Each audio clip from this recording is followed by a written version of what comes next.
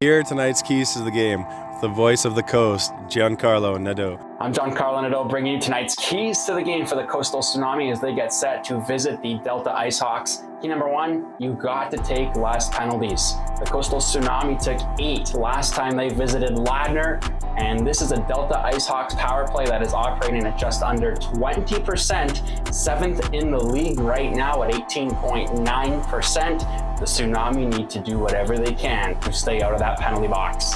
And key number 2, try not to give Delta an early lead. The IceHawks were up by 2 early the last time these two teams met, and the Tsunami were playing catch up all game long. Key number 3, the last one and arguably the most important one, work together. The Tsunami are at their best when they work together and they work as one. Tonight, they're going to need to do that against a very tough Delta IceHawks opponent, but it should be a good game. Those are the 3 keys to the game. I'm Giancarlo Nadeau, and tonight's game starts just around 7:30.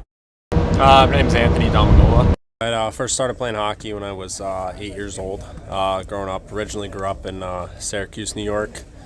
I played a little bit of baseball growing up, and I kind of just got sick of it. And I don't really know what it was, but I kind of just found a call for hockey, and I took off from there and haven't looked back since. I think what drew me to the Tsunami kind of was just I was looking for an experience for my last year at junior. I wanted to try something else. I wanted to come play out in Western Canada and just experience the way of life out there, even outside of hockey.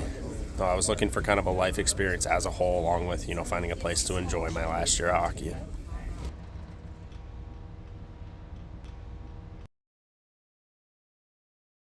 I know there's a lot of kids growing up who wish they had the opportunity to play hockey, and even beyond that, even reflecting back on guys that I went to high school with, there's a lot of guys who wish they were able to play at the junior level and for whatever reason didn't have that opportunity. So that's something, I always try to keep in mind, the sacrifices that my parents especially made for me, and try to be very, very grateful for that.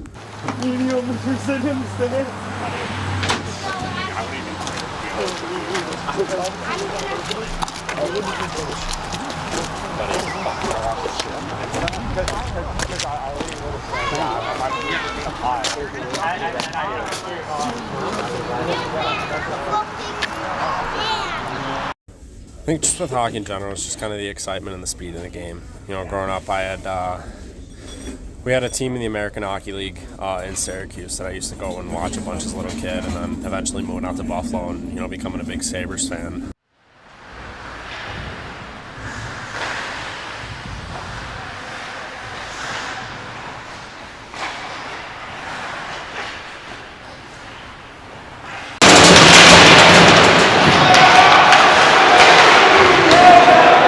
My overall hockey sense, adjusting to the speed of the game, trying to take the strengths and weaknesses that I have as a player and trying to, learn and adjust to the style of play out here and try to make myself as valuable as possible. I'd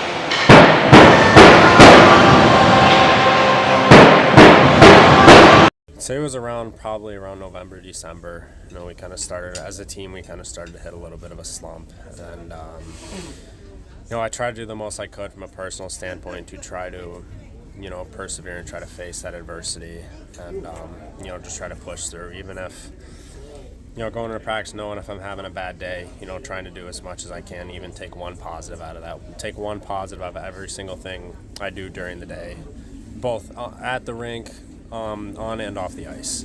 I wasn't playing one game here, and you had asked me, if I wanted to hop on the broadcast, and I've enjoyed it throughout the entire year. It's something that, even on games where I'm not in the lineup, that was something I'd always look forward to, because I had a lot of fun doing that.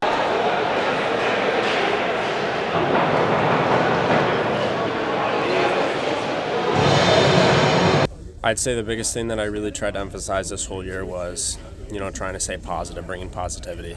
I want people to remember even the small conversations that I'd have with people at the rink, out around town, at the grocery store, every little thing like that. And I think if there was one thing that I would want to leave here when I walk off the coast at the end of the season, it would be hopefully the positive impact I was able to have on the community.